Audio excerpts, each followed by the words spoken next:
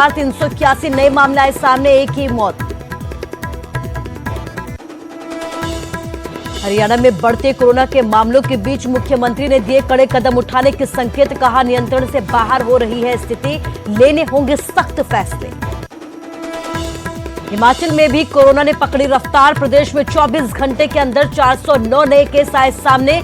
जानलेवा वायरस ने 4 लोगों की ली जिंदगी, कांगड़ा जिले में सबसे ज्यादा कहर।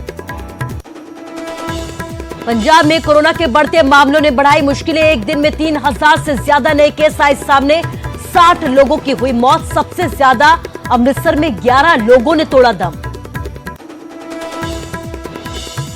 और किसानों के विरोध के चलते हिसार एयरपोर्ट पर फंसे रहे दुष्यंत चौटाला, बाद में चकमा देकर कार्यक्रमों में की शिरकत, किसान गेट पर देते रहे धरना।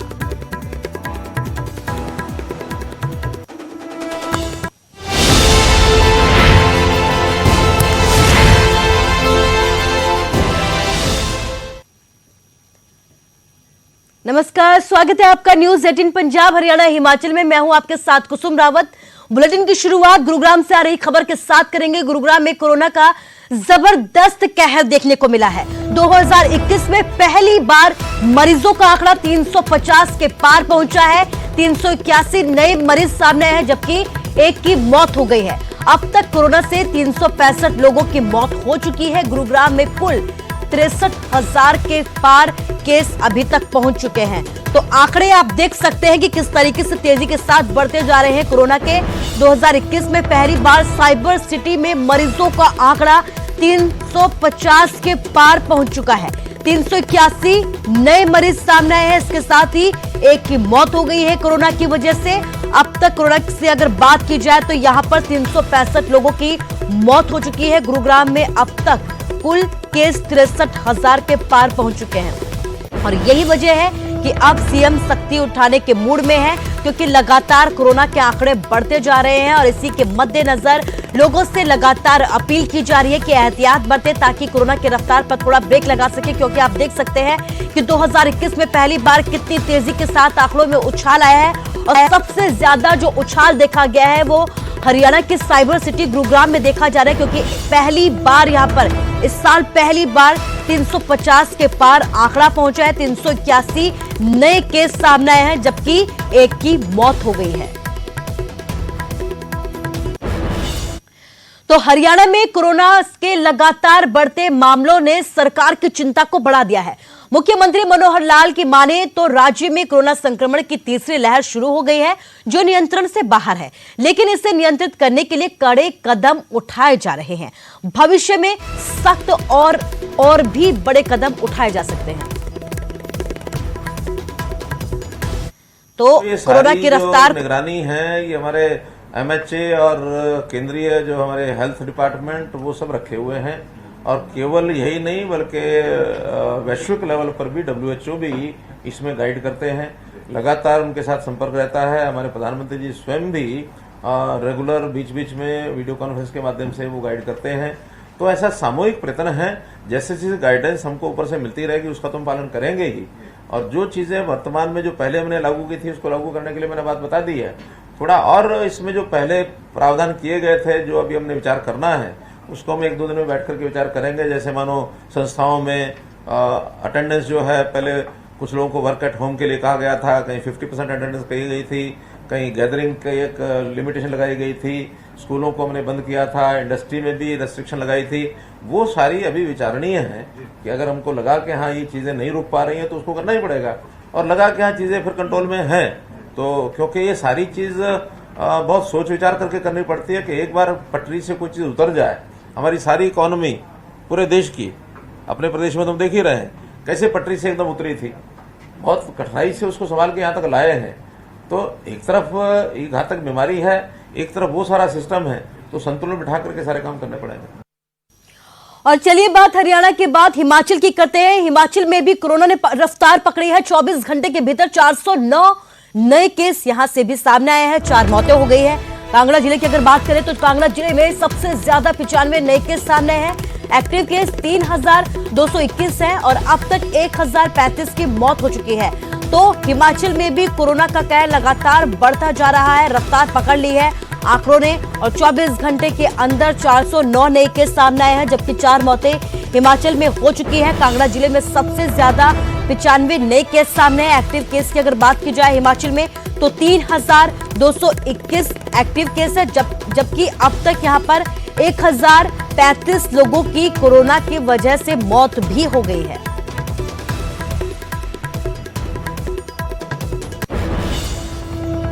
हिमाचल सरकार ने कोरोना के बढ़ते मामलों के चलते 15 अप्रैल तक स्कूल और तमाम शैक्षणिक संस्थान बंद रखने का फैसला लिया है। आपको बता दें कि इससे पहले यह फैसला लिया गया था कि सूबे में 4 अप्रैल तक स्कूल बंद रहेंगे। हालांकि प्रदेश में टूरिज्म को भी बंद नहीं किया जा सकता, इसलिए होटल कारोबारियों को कोरोना के नियमों का सख्ती से पालन करने के आदेश जारी किए गए हैं।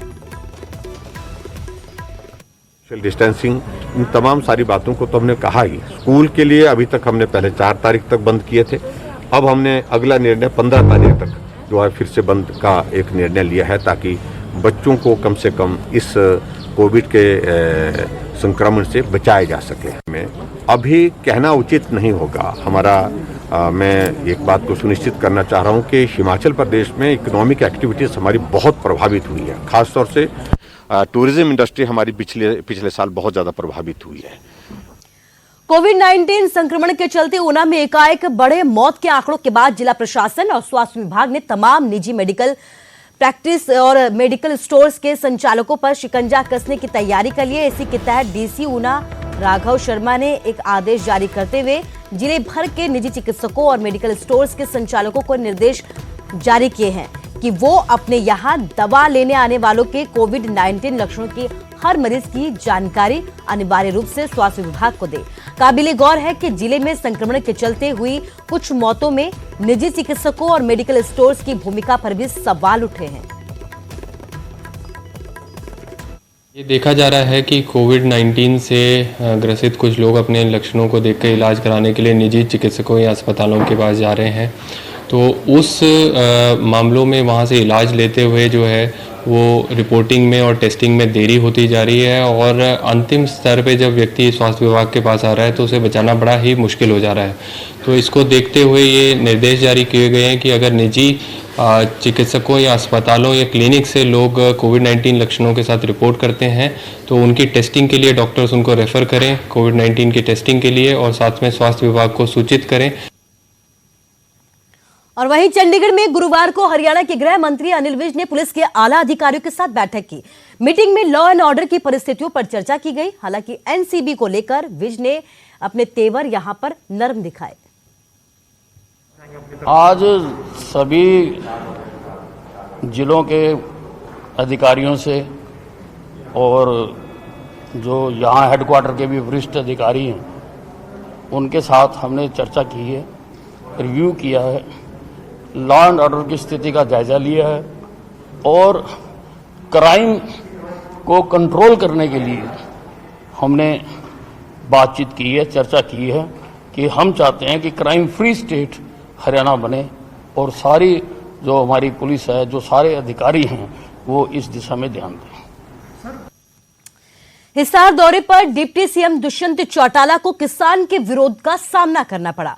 काफी देर तक वो हिसार एयरपोर्ट पर फंसे रहे। हालांकि बाद में किसानों को चकमा देकर दुष्यंत चौटाला अपने कार्यक्रमों में शामिल भी हुए।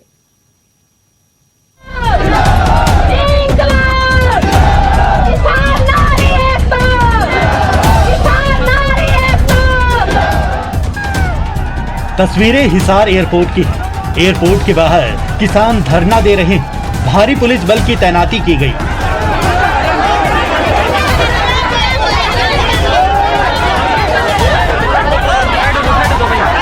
दरअसल डिप्टी सीएम दुष्यंत चौटाला हिसार दौरे पर थे और किसान उनका विरोध करने यहां पहुंचे थे।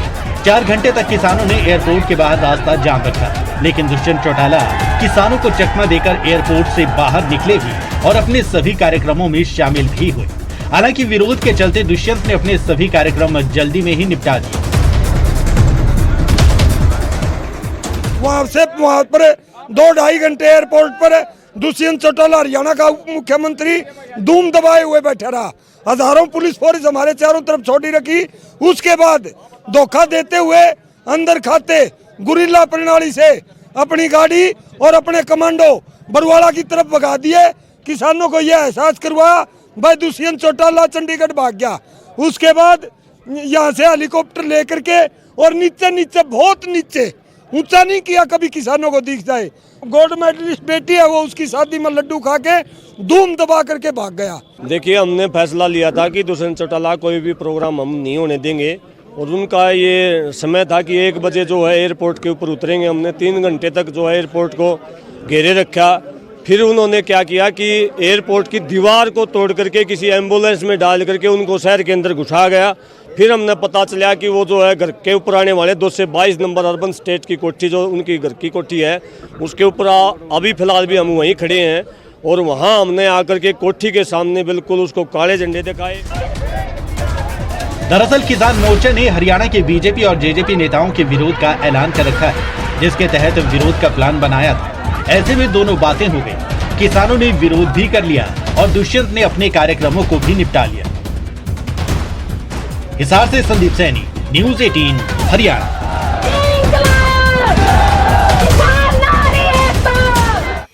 हिमाचल के ऊना से एक परेशान करने वाली खबर सामने आई है, जहां पर जमीनी विवाद ने ऐसा खूनी रंग अख्तियार किया कि छुट्टी पर आए एक आईटीबीपी जवान की जान चली गई।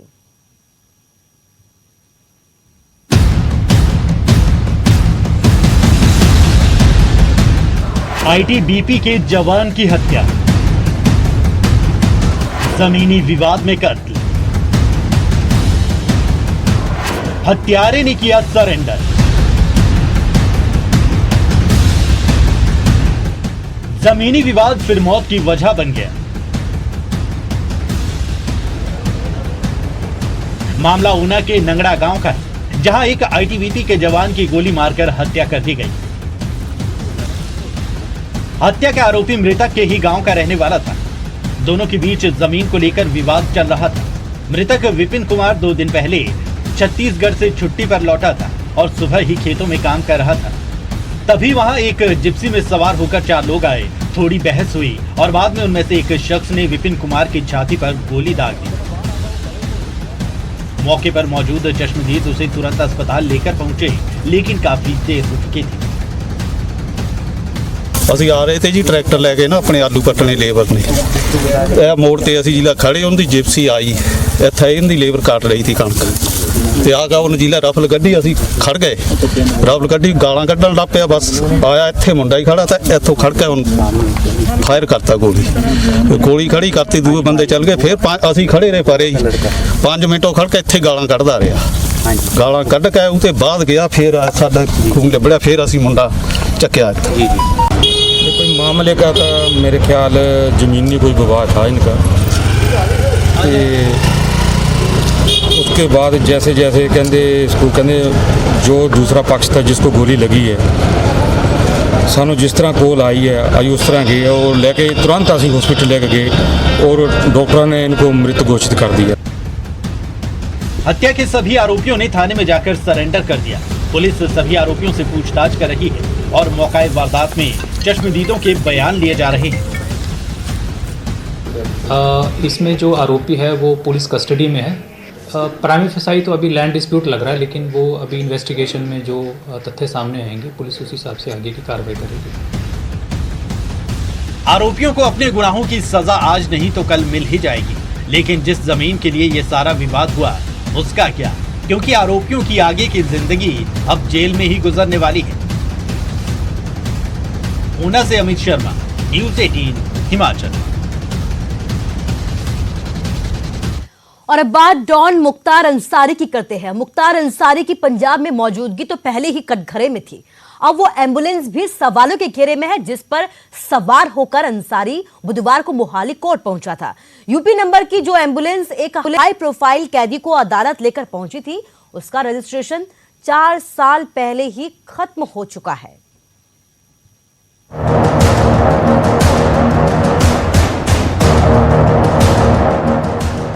यूपी के डॉन मुख्तार अंसारी पर सुप्रीम कोर्ट के फैसले के बाद जब लगा कि अब विवाद खत्म और पंजाब से यूपी ट्रांसफर की तैयारी शुरू हो चुकी है, तभी नए विवाद खड़े हो रहे हैं।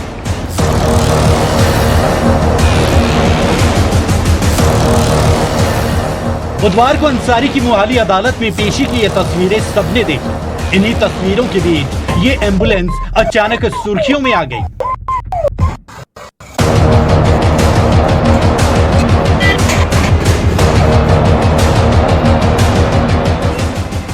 नंबर है यूपी 41-AT7171 और यही नंबर अब सबको खटक रहा है, क्योंकि पंजाब की जेल में बंद और पंजाब पुलिस के साथ कोर्ट पहुंचे अंसारी के पास यूपी की एम्बुलेंस थी, जिसको लेकर तरह तरह के सवाल खड़े होने लगे।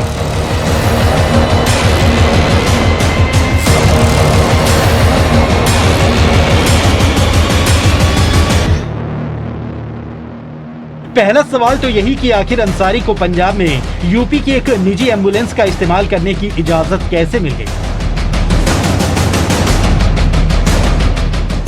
पड़ताल में पता लगा कि ये एम्बुलेंस यूपी के ही बाराबंकी में डॉक्टर अलका राय के नाम पर रजिस्टर्ड है और अंसारी 2013 से ही इसका इस्तेमाल कर रहा है। खबरें तो यहाँ तक है कि इस एम्बुलेंस के लिए पैसे भी मुख्तार अंसारी ने खर्च किए थे और यूपी सरकार का इल्जाम तो यहाँ तक है कि ये एक लग्जरी बुलेट प्रूफ एम्बुलेंस जिसका गलत ढंग से इस्तेमाल हो रहा है।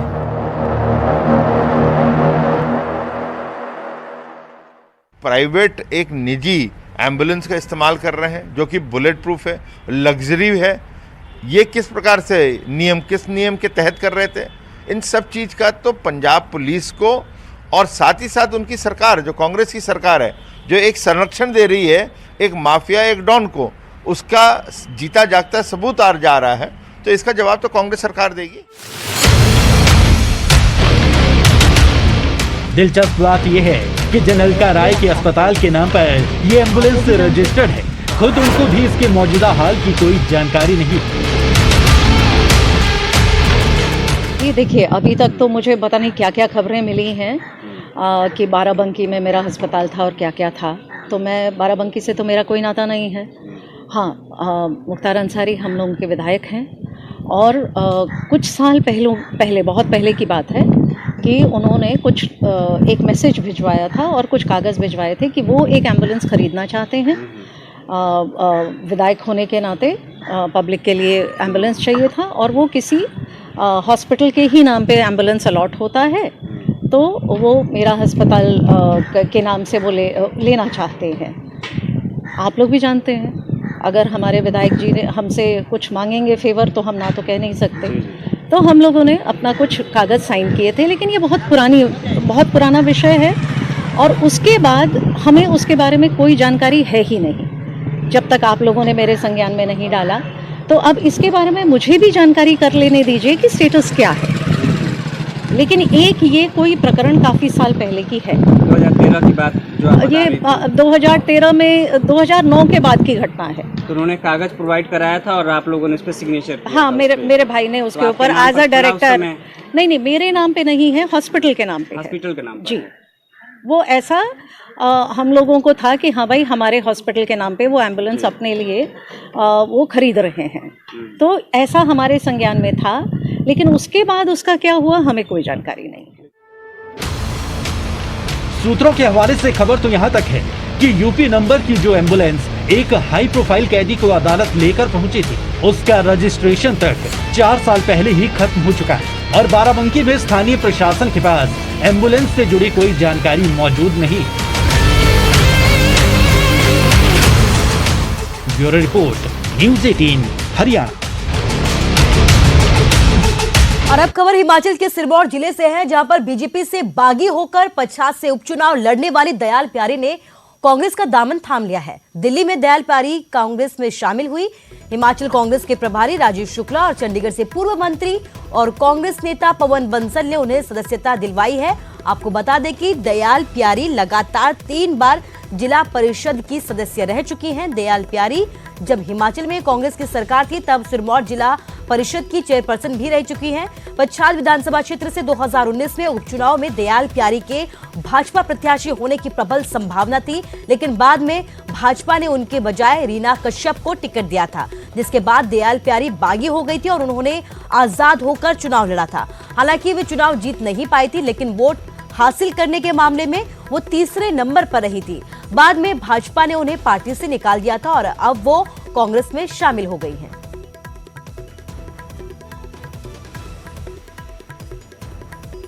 और अब खबर कांगड़ा से है। गांव सलाड़ी में तेज रफ्तार ट्रक ने एक बेजुबानों के लिए काल बनकर पहुंचा। तेज रफ्तार ट्रक ने भेड़ों को सरेआम कुचल दिया, जिसमें 32 भेड़ों की मौत होगी, जबकि 20 घायल हो गई हैं, जिनका इलाज किया जा रहा है। फिलहाल पुलिस ने मामला दर्ज कर लिया है और जांच जारी है।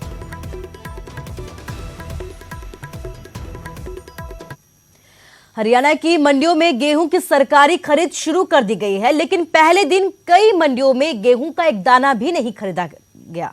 इसके साथ ही कहा यह भी जा रहा है कि यहां पर गेहूं नहीं पहुंचा है। बात अगर कुरुक्षेत्र की अनाज मंडी की जाए तो यहां भी खरीद शुरू नहीं हो पाई है। हालांकि उम्मीद जताई जा रही है कि 10 अप्रैल के बाद मंडियों में गेहूं पहुंचना शुरू हो जाएगा, जिसके बाद खरीद भी शुरू कर दी जाएगी।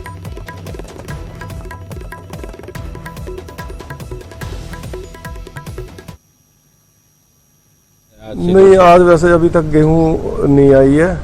कुछ इस बार सीजन थोड़ा लेट बता रहे हैं। 10 तारीख के आसपास से कुछ किसानों से बात हुई थी, उन्होंने 10 तारीख के आसपास से बताया था। और कल कुछ किसानों के फ़ोन भी आए हैं मेरे पास, उनका शेड्यूल उनके पास मैसेज आज का आया हुआ था, पर उनकी अभी गेहूं तैयार नहीं हुई है। लगभग 10 या 15 तारीख के आसपास उनकी गेहूँ आने की। हरियाणा प्रदेश की अनाज मंडियों में आज से गेहूं की सरकारी खरीद के दावे किए गए थे। मैं इस समय मौजूद हूं कुरुक्षेत्र की अनाज मंडी में। कुरुक्षेत्र की अनाज मंडी ये पूरी तरह से अनाज मंडी है और यहां पर दावे किए गए थे कि 1 अप्रैल से गेहूं आएगी, मगर जो मार्केट कमेटी के सेक्रेटरी हैं वो कह रहे हैं कि अभी फसल आने में थोड़ा समय लगेगा। 10 तारीख के बाद यानी कि 10 अप्रैल के बाद मंडी में गेहूं धीरे धीरे आनी शुरू हो जाएगी। अभी मंडी पूरी तरह से खाली पड़ी हुई है, मंडी में कहीं पर भी गेहूं का एक भी दाना नहीं आया है। मार्केट कमेटी की बात की जाए या मंडी की बात की जाए तो मंडी ने अपनी तरफ से पूरी तैयारियां शुरू कर दी हैं और मंडी की पूरी तरह से साफ सफाई करवा दी गई है, उचित व्यवस्था करा दी गई है और यहां तक कि बारदाने को लेकर सबसे बड़ी समस्या मंडी में रहती है, उसकी भी पूरी तरह से व्यवस्था करा दी गई है। हालांकि पिछली बार की बात की जाए तो 8,81,000 मीट्रिक टन गेहूं आया था, यानी कि बम्पर पैदावार हुई थी। अब की बार भी किसानों के खेत में गेहूं की जो बम्पर पैदावार